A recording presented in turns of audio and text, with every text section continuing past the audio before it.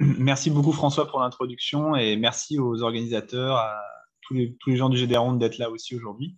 Donc, comme François l'a très bien introduit, je vais vous parler de comment et pourquoi utiliser l'information de phase de la lumière dans un contexte d'imagerie et en particulier appliqué à l'imagerie biologique. Donc tout d'abord, pourquoi utiliser l'imagerie optique en bio? Parce que pour plusieurs raisons. La première, c'est parce que le champ que ça va couvrir en termes de possible, en termes de résolution, ça va aller vraiment des organelles intracellulaires jusqu'à quelques couches de cellules dans un tissu. Donc c'est une fenêtre qui est quand même super intéressante pour étudier une bonne partie du fonctionnement de la biologie, qui est intéressante à étudier à toutes les échelles, bien entendu. Et depuis 2015, depuis le prix Nobel de chimie en 2015, la super résolution, comme on a pu l'appeler, permet maintenant d'aller taquiner le nanomètre, donc des dimensions qui sont moléculaires. Donc on couvre vraiment un champ qui est maintenant très très large. Et la bonne nouvelle avec tout ça, c'est que la plupart des techniques peuvent, en tout cas pas tout le temps, mais peuvent être conçues pour être compatibles avec le vivant. Donc on n'est pas obligé de tuer forcément l'échantillon pour l'observer. Alors on va utiliser de la lumière pour observer nos échantillons de façon très basique. Donc, qu'est-ce qu'on a dans notre faisceau lumineux qu'on va envoyer et récupérer de notre échantillon? On a bien sûr son spectre lumineux, donc quelle longueur d'onde on va pouvoir utiliser, et ça va pouvoir influer plein de choses dans l'échantillon. On a la distribution d'intensité du faisceau au sein de l'échantillon, qui peut également avoir une information intéressante. La phase de la lumière, donc la courbure, dans ce cas-là, de ce que j'ai représenté ici, qui va également porter des informations utiles sur l'échantillon. Et aussi, si on travaille avec cet aspect-là, on va pouvoir étudier la polarisation aussi, ou la modification de la polarisation par l'échantillon. Dans le cadre de cette présentation et de ce que Karen vous montrera après, on va se contenter de travailler sur ces deux aspects, donc le côté distribution d'intensité lumineuse, distribution de phase. Et comme la distribution d'intensité lumineuse, c'est quelque chose qui est quand même relativement bien cerné et compris par tout le monde, je ne vais pas trop en parler, je vais vraiment me concentrer sur la partie phase qui reste un petit peu obscure en fonction de la définition qu'on lui donne. On va pouvoir traduire différentes choses. Alors, basiquement, qu'est-ce qu'on va faire à chaque fois? On aura un échantillon biologique, un détecteur, parce que c'est mon cas de figure, j'ai un détecteur, et on aura un système d'imagerie entre les deux, plus ou moins compliqué, qui va nous faire un relais d'imagerie entre l'échantillon biologique et le détecteur. Donc, c'est vraiment commun à tout ce que je vais pouvoir vous présenter derrière. Un tout petit peu d'équation pour commencer. Donc, qu'est-ce qu'on va considérer dans notre onde lumineuse? C'est le champ électromagnétique scalaire. Je ne m'intéresse pas à la polarisation dans ce cas-là. Donc, c'est constitué de quoi? C'est constitué de l'intensité lumineuse. Donc là, c'est dans l'amplitude. Si on la mène au carré, on a notre intensité lumineuse, donc notre distribution en 2D. On a également une composante qui va être liée au front d'onde de la lumière. Donc ça, c'est celui que je vais vraiment exploiter dans cette présentation. Donc c'est la phase que j'entends moi, la phase de la lumière dont je vais vous parler, c'est celle-là, c'est ce front d'onde qui est directement lié au produit scalaire entre les vecteurs K d'illumination ou de diffraction par l'échantillon et les directions de propagation.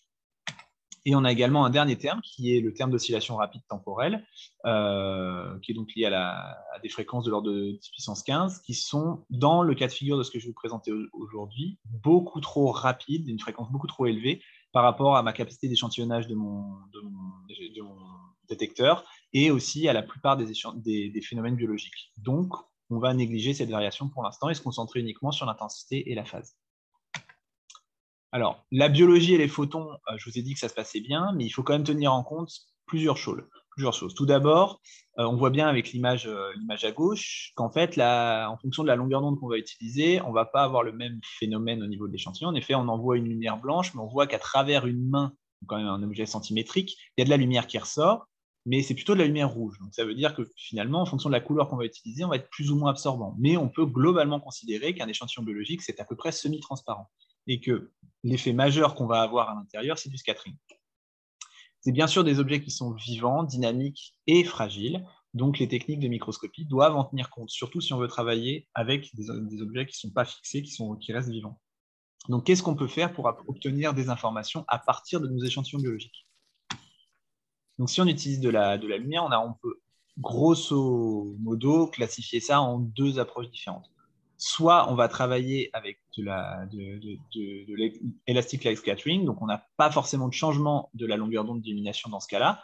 on va éclairer notre échantillon, ça va passer à travers notre échantillon et on va détecter normalement à la même longueur d'onde, ou une longueur d'onde qui va être une fraction de la longueur d'onde d'illumination. Et on a la deuxième famille qui est la diffusion inélastique. Dans ce cas-là, on va avoir recours à des sondes, en général c'est de l'imagerie de fluorescence, qui vont venir taguer des éléments précis dans notre échantillon. Et dans ces cas-là, la détection se fait à une longueur d'onde qui est différente de la longueur d'onde d'illumination. Ça aboutit à des techniques qui sont totalement ou à peu près orthogonales. Dans un cas, on a un cas cohérent, donc avec tout ce qui va s'en suivre, d'interférences et autres, des techniques dédiées comme le contraste de phase, l'interférométrie. Et globalement, qu'est-ce qu'on vient sonder avec ce type de modalité? C'est la susceptibilité électrique du milieu. Donc la susceptibilité électrique d'ordre 1, c'est l'indice de réfraction du milieu. Donc là, vous avez un exemple. J'expliquerai après comment on les obtient, mais c'est une imagerie de la phase de la lumière à travers une cellule où on a ici quelque chose qui est sensible à quelle est l'épaisseur et l'indice de réfraction traversé. De l'autre côté, si on fait de l'imagerie de fluorescence, on va avoir d'autres techniques dédiées qui vont pouvoir être utilisées, notamment la super résolution qui a été principalement et quasi uniquement développée pour l'imagerie de fluorescence, la spectroscopie de corrélation, etc. Où dans ce cas-là, on va avoir des émetteurs qui sont largement plus petits en général que la longueur d'onde d'émission. Et ça donne ce type d'image où c'est la même cellule qu'on a regardée, mais ici c'est l'actine, donc un morceau du cytosquelette cellulaire, j'y reviens un petit peu après, qu'on est capable de voir. Donc on a des imageries qui sont totalement orthogonales la plupart du temps. Donc, dans cette présentation, je vais vraiment me concentrer sur cet aspect-là, et Karen vous montrera dans sa partie à elle l'utilisation de la phase en imagerie de fluorescence, qu'est-ce que ça peut donner. Et on va pour l'instant jeter un voile pudique dans cette présentation sur toutes les parties non linéaires qu'il peut y avoir dans la susceptibilité électrique. Alors, tout d'abord, si on travaille avec de la lumière en transmission à travers notre échantillon, il n'y a pas de sonde, qu'est-ce qui se passe? Donc, prenons le cas extrêmement simple d'un échantillon en forme de patate, d'une lumière à peu près un front d'onde plan qui va se propager au sein de notre échantillon. Donc, c'est ce que j'appelais l'imagerie de phase avec un contraste endogène, quand on n'a pas modifié l'échantillon. Donc, la lumière va se propager à travers l'échantillon et en fonction de l'épaisseur locale et de l'indice de réfraction de l'échantillon, on va pouvoir avoir un retard de la lumière par rapport au front d'onde qui n'aurait pas vu d'échantillon, ou le front d'onde qui est à droite, par exemple ici. Et cette différence de phase est directement liée à la densité de matière traversée. Dans l'autre cas de figure, dans le cas où on a un émetteur qui est dans l'échantillon, le problème est totalement différent, ou plutôt ce qu'on peut en tirer est totalement différent. Donc on va avoir une émission de lumière qui se fait à partir de notre émetteur, et dans ces cas-là, le front d'onde sera lié à, en gros, la courbure de la lumière, et cette courbure va être directement reliée à la distance de l'émetteur au plan de détection. Donc on voit qu'on a vraiment deux possibilités orthogonales de comprendre et d'analyser l'information de phase qu'on va retirer de l'échantillon. Alors, comment maintenant on va pouvoir mesurer cette phase? Parce qu'elle porte de l'info, mais comment on peut la mesurer? Alors, je vais traiter séparément la partie cohérente de la partie fluorescente, parce que les mondes sont un peu séparés encore.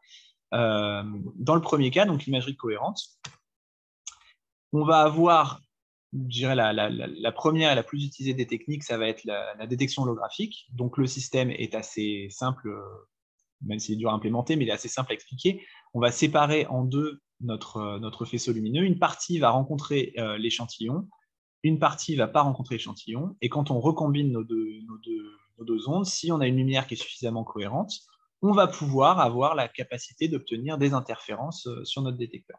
Ça peut donner ce genre d'image.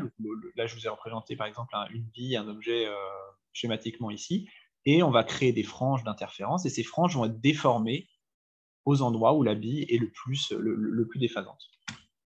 Une autre famille de techniques vont être basées sur des auto-interférences. Auto-interférences dans le sens où on ne va pas avoir de bras de référence comme dans l'imagerie holographique. Donc, les auto-interférences, c'est la famille des analyseurs de front d'onde. On peut classer également là-dedans tout ce qui va être light field, par exemple. Donc, dans ce cas-là, on peut utiliser en général à peu près n'importe quelle source. On a un microscope classique et on vient mettre un élément optique. Donc, ça peut être un réseau de diffraction, un diffuseur pour faire du speckle, des prises de Wollaston, pas mal de choses qui vont créer en fait des répliques de notre image. Et ces répliques vont ou pas créer des interférences, mais en tout cas, c'est cette présence de différentes répliques sur le détecteur qui vont permettent de remonter à l'information de phase. Et un exemple d'image qu'on pourrait obtenir dans ce cas-là, donc là c'est un cas de ce qu'on fait nous avec des réseaux de diffraction, c'est quand il n'y a pas d'objet, on a une matrice de points complètement régulière, et quand il y a la présence d'un objet, on a une déformation de cette matrice de points, et cette déformation est liée dans ces cas-là au gradient de la phase. Je reviendrai dessus plus tard. Mais il y a d'autres techniques qui sont, elles, sans interférence, où on va par exemple pouvoir faire de l'imagerie dans différents plans en même temps. Donc en fait, on va avoir différents défocus sur différents détecteurs, ou le même, on peut s'arranger à faire différentes zones du détecteur, et ça peut donner ce genre d'image, donc sur les deux détecteurs, pour la bille toujours, et on a un lien très fort qui peut être mis en évidence entre l'information de phase, la dérivée spatiale de l'information de phase, et la dérivée axiale de l'information d'intensité. Donc si on mesure l'intensité, qui est très facile à mesurer avec n'importe quel détecteur, vu qu'un détecteur optique standard est sensible à l'intensité, on peut remonter en fait à un échantillonnage de cette dérivée axiale qui nous permet de remonter au gradient de la phase.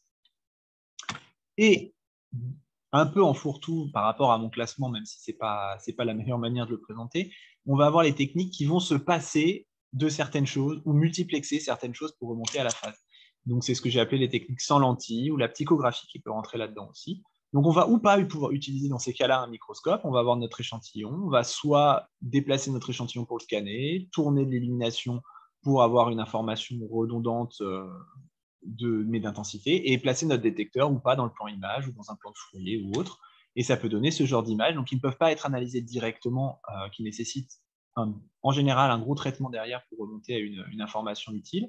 Où là, vous avez par exemple l'image de la bille, mais dans le plan de Fourier, pour une approche tychographie dans Fourier, par exemple, ou ici une approche sans lentille, vous auriez le détecteur proche de votre bille, et ça forme ce genre d'image. Donc, via l'utilisation de beaucoup de ressources informatiques, on peut arriver à remonter à des informations quantitatives.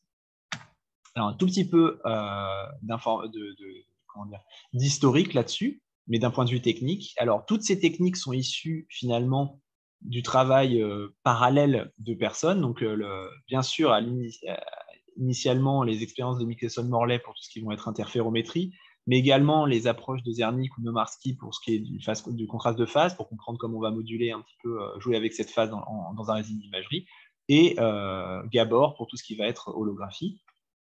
C'est à noter que quand même, le Michelson a été transporté donc, dans sa version Maxender très très tôt pour faire de la microscopie quantitative en phase, où là par exemple vous avez une diatomée qui est observée avec un microscope commercial dans les années 60 par anciennement Leica dans son ancien nom, et à l'époque toutes les mesures de déphasage étaient faites manuellement, où on comptait les franges, on regardait comment elles se déplaçaient et ça permettait de remonter. Donc, assez fastidieux, mais ça fonctionne.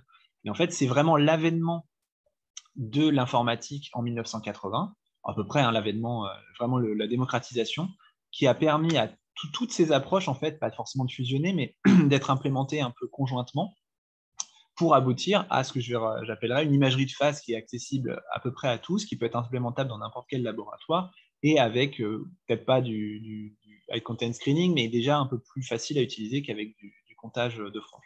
Donc là, je n'ai cité pour l'instant que 3 papiers qui sont un peu les plus anciens et les fondateurs dans 3 domaines, holographie, mesure dans différents plans, et ça, c'est du contraste de Nomarski quantitatif, par exemple. Mais il y en a une pléthore. Et je ne cite pas tout le monde ici parce que c'est un domaine qui est en pleine explosion, et il y a vraiment énormément de papiers, énormément de techniques qui sortent très régulièrement, et c'est un domaine foisonnant encore. En tout cas, au niveau des techniques pour acquérir l'information de phase. Alors, le deuxième cas, donc dans le cas de l'imagerie de sources incohérentes, de sources de fluorescence, c'est un peu plus réduit, notamment parce que ce n'est pas le cas idéal pour mesurer de la phase. En fait, la fluorescence, c'est quand même quelque chose de très incohérent et c'est absolument pas directement compatible normalement avec les phénomènes interférométriques. Cependant, il existe quand même une bibliographie assez intéressante dessus et des techniques qui existent. L'holographie peut être, on peut lui tordre le bras pour la rendre auto-référencée, mais en utilisant le même genre d'approche. Donc bien sûr, cette fois-ci, la source et l'échantillon, c'est la même chose. Et on va utiliser, par exemple, dans le cas de ce que je vous représente ici, un élément qui est bifocal, donc il va créer 2 points d'image, et sur la zone de recouvrement de ces deux faisceaux, on a des interférences qui peuvent être possibles. Et le meilleur positionnement pour le détecteur, c'est bien sûr là où on a un recouvrement parfait entre les deux répliques. Donc là, je vous montre un exemple si vous placez votre détecteur donc ici. si vous avez un émetteur de fluorescence individuel, donc il devrait former normalement une fonction d'étalement du point, une PSF, avec une dimension qui est représentée en pointillé ici, voilà ce que vous enregistrez. Donc, une série de franges qui vont être plus grosses que votre détecteur, que l'image de votre point si vous aviez un montage standard d'image de fluorescence. Une autre approche que vous pouvez utiliser, c'est également les approches d'auto-interférence, de wavefront sensing, de light field, où on vient mettre, encore une fois, un élément optique, qui ne vont pas forcément être les mêmes que ce que je vous ai présenté juste avant, mais en tout cas dans la réalisation, mais le type peut être le même. On va avoir des interférences qui peuvent être possibles à ces endroits-là. Donc là, le type d'image qu'on peut obtenir dans ce cas-là, donc là sur un émetteur individuel, vous avez encore une fois votre taille PSF théorique, et là, la structuration des franges vont se faire à l'intérieur de la PSF. Donc c'est des techniques qui permettent de mesurer comme ça l'intensité et la phase. Je mentionne également quelque chose qui est en train d'apparaître, parce que le côté, bien sûr, ce que je vous parle ici, c'est comment mesurer la phase et pas uniquement l'utiliser comme une source de contraste. L'imagerie multiplan est en train d'arriver avec cette notion de mesure de phase de façon à peu près robuste. Alors, voilà quelques exemples d'applications de l'imagerie de phase quantitative. Donc, les domaines d'application sont relativement variés. On peut faire de la physique, de la chimie, de la biologie avec ça. Je ne vais bien sûr pas vous présenter la totalité de ce qui peut être faisable. Le but du jeu, ce n'est pas de faire un catalogue. Je vais faire quelques exemples de présentation. Et on pourra discuter après si vous avez d'autres questions sur d'autres choses. En particulier, je vais vous montrer comment on fait de l'imagerie, quel intérêt ça peut avoir d'avoir de l'imagerie sans marquage quantitatif en phase, notamment pour mesurer des quantités de matière, identifier certains éléments à l'intérieur de la cellule. Et Karen se penchera plus particulièrement dans son talk sur l'imagerie 3D de super résolution en fluorescence via l'utilisation de l'imagerie de phase. Alors, les exemples d'applications que je vais vous montrer sont majoritairement extraits de ce qu'on a pu faire au sein des équipes dans lesquelles j'ai pu passer depuis ma thèse jusqu'à maintenant. Alors, on va utiliser, nous, comme technique majeure pour imager la phase, une technique d'auto-interférence qui est basée sur l'utilisation de réseaux de diffraction. Donc, en lumière blanche, le réseau de diffraction que je vais utiliser, c'est ce qu'on appelle un masse de Hartmann modifié, qui est une matrice, un réseau 2D, qui va combiner un réseau de phase et un réseau d'absorption. Et Karen vous montrera tout à l'heure en fluorescence quel réseau on va utiliser, qui est lui différent, parce qu'on va essayer de ne pas perdre de photons. En transmission, on s'en fiche un petit peu, il suffit d'augmenter la puissance de la lumière et tout se passe bien.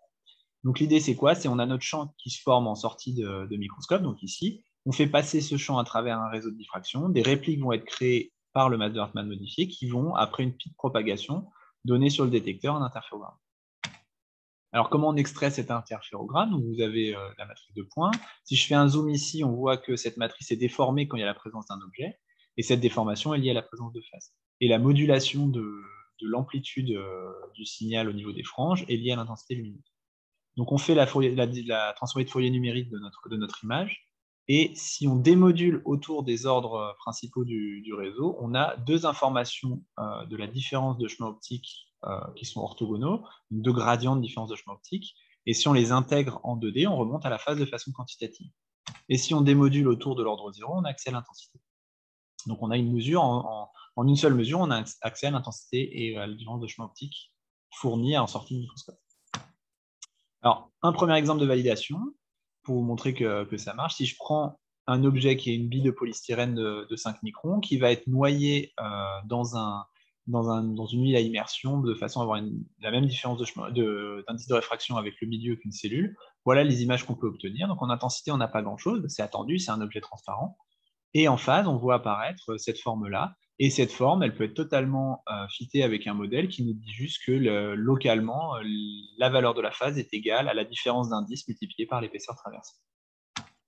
Alors, c'est valable aussi pour des objets qui sont extrêmement fins. Donc là, c'est plus sur la sensibilité qu'on va regarder ça. Là, c'est un exemple de ce qu'on appelle des giant unilamellaire vesicles. Donc, globalement, c'est des bulles de savon, sauf qu'au lieu d'être dans l'air, elles sont dans l'eau. Donc, c'est juste des bicouches lipidiques. Donc ça c'est un modèle de membrane cellulaire, pour simplifier. Et si on regarde l'information de phase qu'on est capable de mesurer, encore une fois, on peut modéliser assez proprement, dans ce cas de figure, la différence de phase comme étant juste l'épaisseur de membrane traversée multipliée par la différence d'indice de ces molécules avec le milieu environnant. Là, on est sur deux molécules, hein, donc la notion d'indice de réfraction commence à être discutable dans sa définition bulk, mais ça fonctionne encore assez bien. Alors, une application je dirais, directement en biologie assez majeur, parce que mesurer de la phase pour mesurer de la phase, c'est sympa. L'utiliser pour faire du contraste, c'est cool aussi, on voit des choses assez sympas, mais si on peut extraire quelque chose de quantitatif et utile à partir de ça, c'est encore mieux. Et une première chose qu'on peut faire, c'est, je vais vous montrer pourquoi, utiliser l'information de phase dans son intégralité. Si on la somme, donc on intègre toute l'information à l'échelle de la cellule, on a accès directement à ce qu'on appelle la masse sèche, donc tout ce qui n'est pas de l'eau à l'intérieur de la cellule. Donc pour simplifier, c'est comme si j'étais capable de peser une cellule, sauf que ma balance, c'est mon microscope optique, et ce qui va permettre, l'aiguille qui va permettre de nous donner le poids, c'est vraiment les photons qu'on va avoir à travers. C'est assez puissant. Mais alors pourquoi ça marche? Parce que ça paraît assez bizarre quand même. Il faut repartir un peu plus loin. C'est l'indice de réfraction, c'est quoi? C'est vraiment le retard que la lumière va subir, enfin plutôt le retard sur la vitesse de la lumière, la chute de vitesse à l'intérieur de l'échantillon. C'est lié à la densité de nuages électroniques présents qui vont retarder en fait l'avancée du front-monde. Et cette densité de nuages électroniques est directement liée, s'il n'y a pas d'absorption, s'il n'y a pas de résonance, à la masse, à la densité de matière localement. Et en effet, si on trace la concentration massique, l'indice de réfraction en fonction de la concentration massique pour différents composés qu'on peut trouver à l'intérieur de la cellule, on voit très bien qu'on peut à peu près fitter pour tout le monde avec la même droite, ce qui veut dire qu'on peut assimiler que l'indice de réfraction d'une solution ou d'une solution en suspension, pas forcément tout n'est pas forcément dissous, on va pouvoir assimiler ça à l'indice de réfraction du solvant plus quelque chose qui est proportionnel à la concentration massique dans l'échantillon. Ce qui veut dire, traduit ça pour nous de façon intéressante, si on est capable de mesurer la phase et qu'on intègre ça sur une cellule, on a directement une mesure qui est proportionnelle à la masse. Et c'est assez robuste, tant qu'on est en dehors des zones d'absorption de l'échantillon. Alors pourquoi c'est intéressant de mesurer la masse? Juste d'un point de vue biologique, une des applications possibles, c'est de suivre l'évolution d'une population cellulaire. En effet, une cellule, elle a plusieurs possibilités quand elle vit sa vie de cellule. La plupart de nos cellules sont en sénescence, c'est-à-dire qu'elles vivent leur vie, elles meurent, mais elles ne vont pas se reproduire à tout va. Mais une partie de ces cellules va se diviser pour reproduire à partir d'une cellule mère, on donne 2 cellules filles. Et dans le cas d'un cancer, il peut y avoir emballement de ce circuit-là avec une surdivision alors que ça ne devrait pas. Donc on peut remonter à ce qu'on appelle l'indice mitotique, donc le nombre de cellules en division par rapport au nombre de cellules totales dans un échantillon, et ça peut être un outil utile pour l'identification unicellulaire, le diagnostic, le pronostic en cancéro.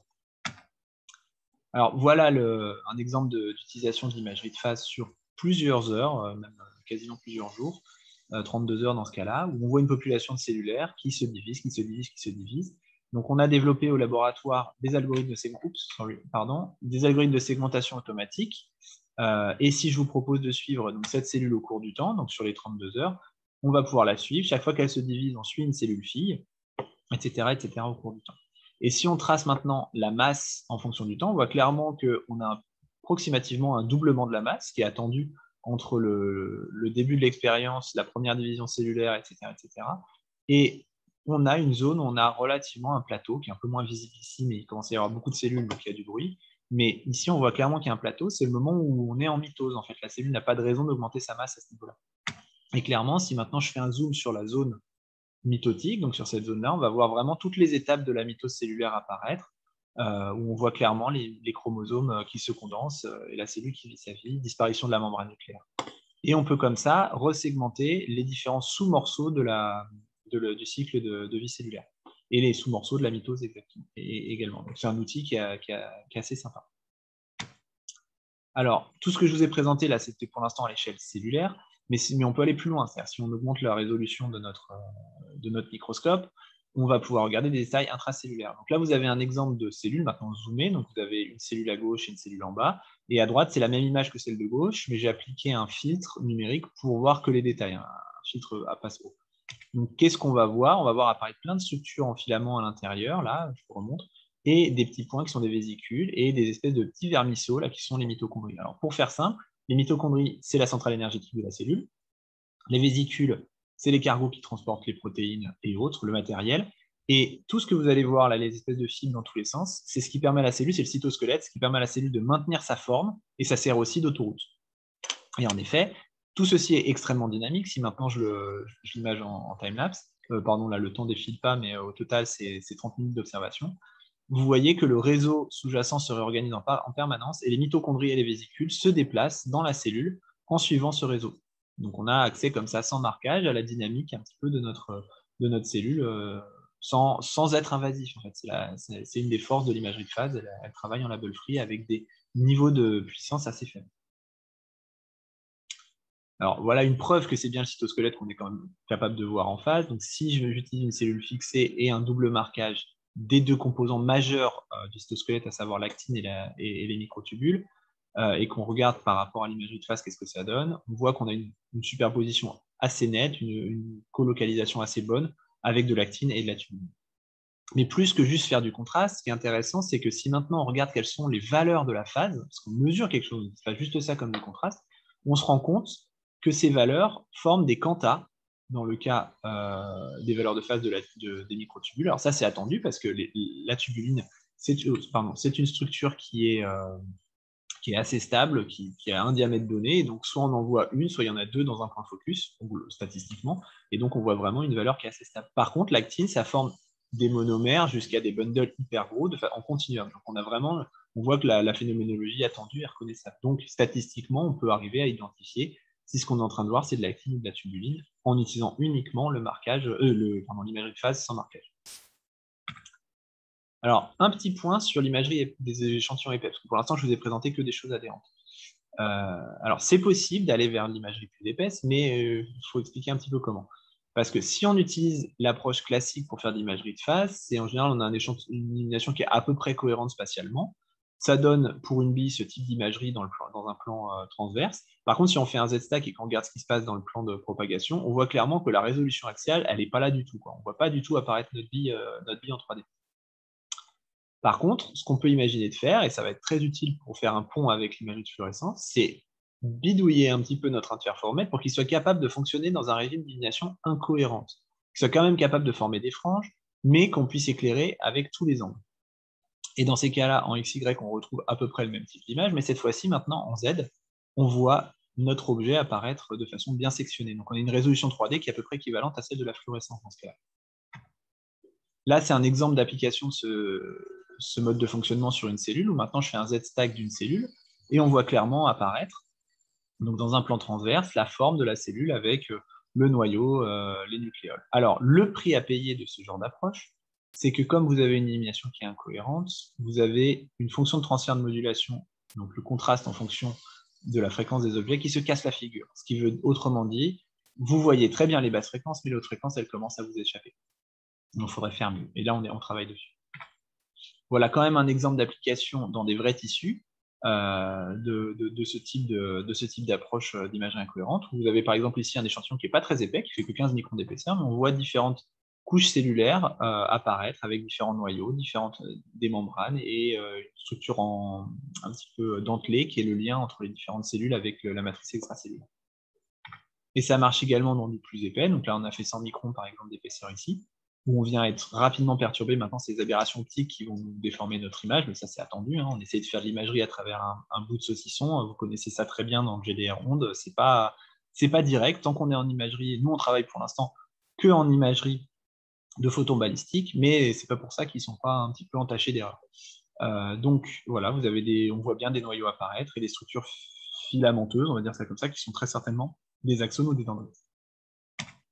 Alors, le dernier point que je vais aborder avant de laisser la parole à Karen, c'est en transition, qu'est-ce qui se passe si nos objets ne sont pas semi-transparents, si nos objets sont absorbants, et en particulier s'ils sont sous-résolus. Si je prends le cas des nanoparticules, donc pour faire des études plasmoniques, si maintenant je regarde une bille d'or, par exemple, dans ce cas-là, sous-résolue, et que je fais une image d'intensité, on voit que si on s'est placé à peu près à la résonance plasmon pour qu'elle donne un bon signal, en fonction du focus, on a peu de différence.